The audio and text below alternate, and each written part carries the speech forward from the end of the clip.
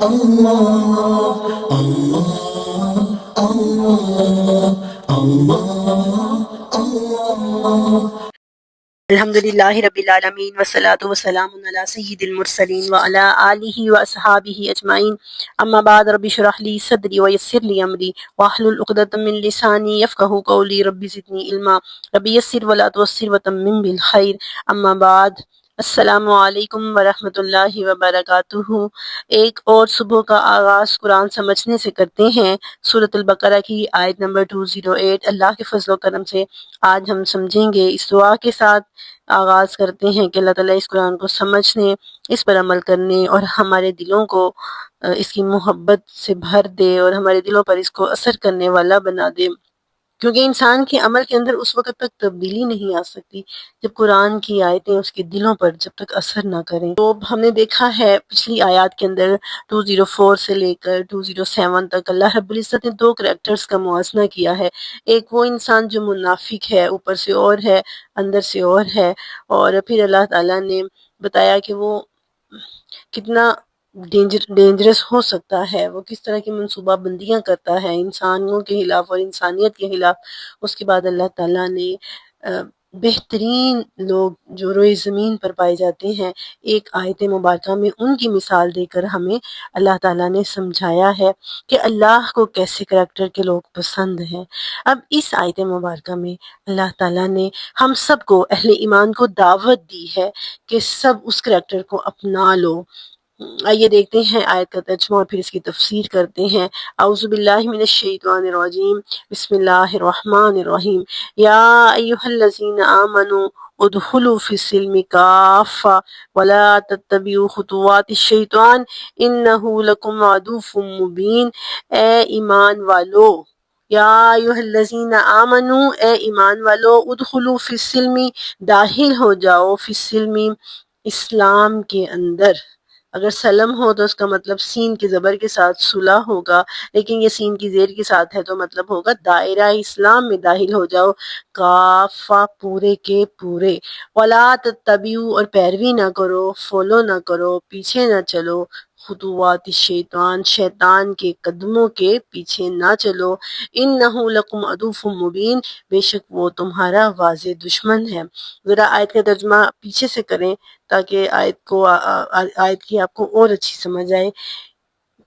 انہ لکم عدو مبین، شیطان تمہارا واضح دشمن ہے، اسی لیے اس کی قدموں کی پیروی نہ کرو، بلکہ اے ایمان والو مکمل طور پر اسلام میں داخل ہو جاؤ۔ اسکالرز کہتے ہیں جہاں پر بھی جو آیتیں یا ایھا الذین آمنوا کے لفظ سے شروع ہوتی ہیں اس کے مخاطب ہم لوگ ہیں، ہم جو خود کو مسلمان کہتے ہیں، ہم جو خود کو مومن کہتے ہیں، تو اسی لیے ہمیں الرٹ ہو جانا چاہیے، ہمیں غور کرنا چاہیے کہ یہ اللہ ہمیں مخاطب کر رہے ہیں اور کیا فرما رہے ہیں۔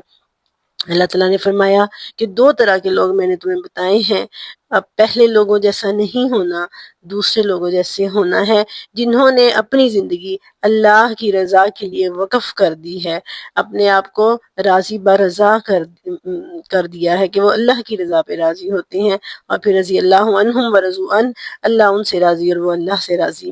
یہ آیت مبارکہ جب نازل ہوئی تھی تو وہ لوگ جو ابھی نئے نئے مسلمان ہوئے تھے، چونکہ مدینہ کے اندر، مدنی صورت ہے نا سورۃ بقرہ، مدینہ کے اندر یہودیوں کا تسلط تھا اور مسلمان جو ہے وہ بہت سے مسلمان نہیں، مدینہ کے کافر بہت سے معاملات میں رہنمائی حاصل کرنے کے لیے رجوع کیا کرتے تھے یہود مدینہ کی طرف۔ تو اسلام لانے کے بعد بھی ابھی تک وہ ایسا کرتے تھے کہ اسلام تو لے آئے تھے لیکن ان کی محفلوں میں جا کے مسلمانوں کی باتیں بتا دینی یا بہت سے معاملات میں ان سے رہنمائی لے لینی، اور پھر اس کی تفسیر میں یہ بھی لکھا جاتا ہے کہ چونکہ دو عدالتیں قائم تھی، ایک مسلمانوں کے ہاں جس کے قاضی خود رسول اللہ صلی اللہ علیہ وسلم تھے اور آپ کی غیر موجودگی میں حضرت عمر فاروق ہوا کرتے تھے، اور دوسری جو ہے وہ عدالت یہودیوں کے ہاں لگا کرتی تھی۔ تو یہودی اکثر اپنے فیصلے کروانے کے لیے رسول اللہ صلی اللہ علیہ وسلم کے پاس آیا کرتے تھے۔ تو ایسے ہی نئے مسلمان ہونے والے جب وہ دیکھتے تھے کہ اسلام کے اندر انہیں لچک نہیں نظر آتی تھی، اور یہودی جو ہیں وہ چونکہ پیسے لے کے یا سفارش کی بنا پہ فیصلہ بدل دیا کرتے تھے، تو وہ یہودیوں کی عدالت میں جا کے فیصلہ کروایا کرتے تھے۔ تو اللہ تعالیٰ نے اس چیز سے منع کیا ہے، فرمایا کہ اب جو پچھلے دروازے ہیں، پچھلی نسبتیں ہیں، ان کو ختم کر دو، وہ دروازے بند کر دو۔ جب اب تم ایک نئے دین میں داخل ہوئے ہو تو اس کے لیے کفر کی طرف کھلنے والے دروازے ہیں، کھڑکیاں ہیں، سب کو بند کر دو۔ آپ تب تک کوئی نیا کام کر ہی نہیں سکتے جب تک آپ اس نئے دروازے بند نہیں کر دیتے۔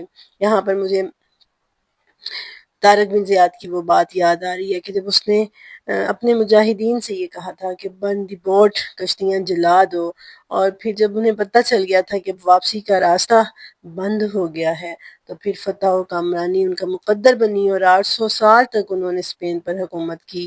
تو جب ہم کسی مقصد کے لیے نکلتے ہیں تو پیچھے جو ہماری نسبتیں ہیں، جو تعلقات ہیں، ان کو ختم کرنا پڑتا ہے۔ دو راستوں پر سوار ہو کر کبھی کامیابی کی منزلیں طے نہیں کی جا سکتی۔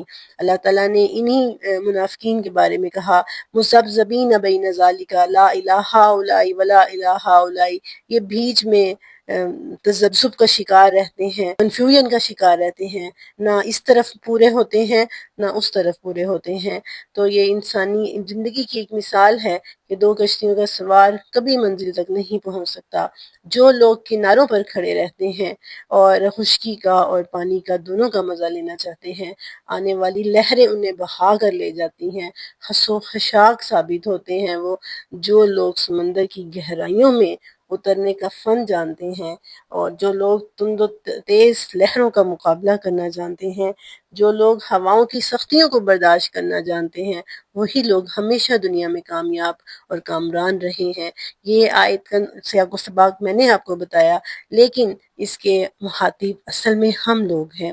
ہمیں اللہ نے کیا فرمایا ہے کہ تم لوگ جو مسلمان ہو 30-40 سال سے جنہوں نے اپنے اوپر اسلام مسلمان ہونے کا لیبل لگا رکھا ہے، اپنا جائزہ لو کہ کیا تم مکمل طور پر اسلام میں داخل ہوئے ہو۔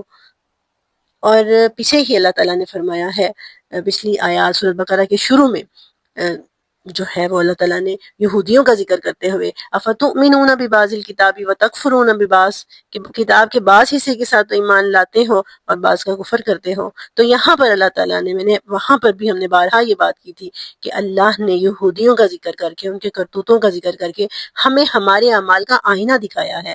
اللہ نے ہمیں دکھایا ہے کہ تم ان کی ریورس کاپی ہو، تمہارا اپنی کتاب کے ساتھ کیا معاملہ ہے۔ ایک مسلمان، ہم تو پہلے ہی مسلمان ہیں، ہمیں کیا کہا جا رہا ہے ادخلوا فی السلم میں؟ ہمیں کہا جا رہا ہے کہ اللہ کی کتاب کو مکمل طور پر تھام لو، اللہ کی کتاب کو مکمل طور پر پڑھو۔ کتاب کو تھام لینے سے، کتاب کو پڑھنے سے مراد ناظرہ پڑھنا نہیں ہے، اس کو سمجھنا ہے، پوری کی پوری کتاب کو سمجھو۔ یہ نہیں کہ یہودیوں کی طرح بعض پر ایمان لے آؤ اور بعض کا انکار کر دو۔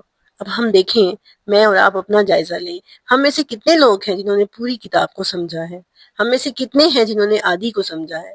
ہم میں سے کتنے ہیں جنہوں نے کچھ آیات کو سمجھا ہے؟ جب تک ہم قرآن کو نہیں سمجھ لیتے، آپ سمجھے ہم دائرہ اسلام میں مکمل طور پر داخل نہیں ہوئے، ہم بائی چانس مسلم ہیں۔ ہم آخرت کی کامیابی ہماری ممکن ہی نہیں جب تک ہم جہنم کی سزاؤں سے ڈبکیاں نہ لے لیں۔ کیوں؟ کیونکہ ہمارا رد عمل یہود و نصارہ والا ہے۔ تؤمنون ببعض الکتاب وتکفرون ببعض، اس کو ایسے سمجھیے، اسلام کے ہم 4 پورشن بناتے ہیں۔ نمبر 1 عقائد، ہم کیا بناتے ہیں ہی اس کی 4 حصے۔ نمبر 1 پر عقائد ہیں، نمبر 2 پر عبادات ہیں، نمبر 3 پر ان دونوں کا تعلق حقوق اللہ سے ہے، اللہ سے ان کا تعلق ہے، اور نمبر 3 پر آ جاتے ہیں معاملات، اور نمبر 4 پر اخلاق۔ پہلا جو ہے عقائد اور عبادات، ان کے لیے بھی تعلیم کا ہونا ضروری ہے جو ہمیں قرآن سے ملے گی، کہ اللہ کی توحید کو سمجھنے کے لیے، رسالت کو سمجھنے کے لیے صحیح طرح سے، اور ایمان بالغیب کی صحیح حقیقتوں کو سمجھنے کے لیے ہمارے پاس علم ہونا چاہیے، وہ بھی ہمیں قرآن سے ملے گا۔ اور پھر عبادات کو کیسے، نماز کا صحیح طریقہ کیا ہے، وضو کا صحیح طریقہ کیا ہے، سارے احکامات اور مسائل کو سمجھنے کے لیے قرآن اور حدیث کی طرف ہمیں ڈائریکٹ رجوع کرنا پڑے گا۔ اس کے بعد پھر آ جاتا ہے ان دونوں کا تعلق جو ہے وہ حقوق اللہ سے ہے، اور مسلمان یہ کر ہی لیتے ہیں۔ دوسری چیز آ جاتی ہے معاملات، ہمارے جو سوشل میٹرز ہیں، ہمارے پولیٹیکل میٹرز ہیں، ہماری جو ہے وہ گھریلو زندگی ہے، ہم سوچتے ہیں کہ ہماری تمام خوشیوں کے معاملات، ہمارے تمام غموں کے معاملات، ہم نے اپنے بچوں کی تربیت کیسے کرنی ہے، اگر ہم کچھ غلط ہو جاتا ہے تو اس پر ہمیں اس پر سزائیں کیا ہوں گی، اور پھر بڑوں سے ہمارا سلوک کیسا ہونا چاہیے، ہمارے ہمسائے ہیں ان کے ساتھ سلوک کیسا کریں، رشتے داروں کے ساتھ کیسا سلوک ہو، شادی بیاہ کا معاملات کیسے ہونے چاہیے، اور رشتے داروں سے ملنے کے معاملات کیسے ہونے چاہیے، ان معاملات میں بھی ہمیں رہنمائی کہاں سے ملے گی؟ قرآن سے ہمیں رہنمائی ملے گی۔ اور ان معاملات میں اگر ہم مار کھا جاتے ہیں، ہم یہ کہتے ہیں کہ لو بھائی اب شادی بیاہ میں تو چلتا ہی ہے نا، اب یہاں پر بھی ہم دیکھیں کہ اللہ تعالیٰ کا کیا حکم ہے، بھائی فوتگی ہوئی ہے تو ہم غم سے نڈال ہیں، ہم سے صبر نہیں ہو رہا، اب یہاں پر بھی ہم یہ دیکھیں کہ اللہ کیا کہہ رہا ہے، اللہ کا کیا حکم ہے۔ خیر غم میں تو پھر بھی سن لیتے ہیں، کچھ جذبات ہوئے ہوتے ہیں اس طرح کے، اللہ تعالیٰ کی طرف مائل ہوا ہوتا ہے انسان، لیکن خوشی کے معاملات میں ہم قطعاً سننے کے لیے تیار نہیں ہوتے۔ بچوں کی تربیت کے معاملات میں ہم کہتے ہیں لو اب ہم نے دیکھنا ہے سوسائٹی میں ٹرینڈ کیا چل رہا ہے، اس کے مطابق ہم اپنے بچوں کو بنائیں تاکہ وہ دنیا میں کامیاب، ان کا سٹیٹس ہو اور وہ کامیاب ہو سکے۔ اب یہاں پر بھی ہم یہ دیکھیں گے کہ اللہ کا کیا حکم ہے، تو ایسے ہی اور دنیا کے جب معاملات آتے ہیں تو یہاں پر آ کر ہم کہتے ہیں لو اب یہاں پر پھر ہم کہتے ہیں دین بھی رکھ لو اور دنیا بھی رکھ لو، یعنی ہم خود سے ہی دین اور دنیا کی ایک تفریق کر رہے ہوتے ہیں۔ یہ اصل میں یہ دین اور دنیا کی اسلام میں کوئی تفریق نہیں ہے، اس دین تو ایک راستہ ہے جس پر ہم نے چل کر اپنی دنیا گزارنی ہے، ہم تفریق کر رہے ہیں، رحمان کے راستے پر بھی چل رہے ہیں اور شیطان کے راستے پر بھی چل رہے ہیں، دونوں کو خوش کر لیں، کیسا ہو سکتا ہے؟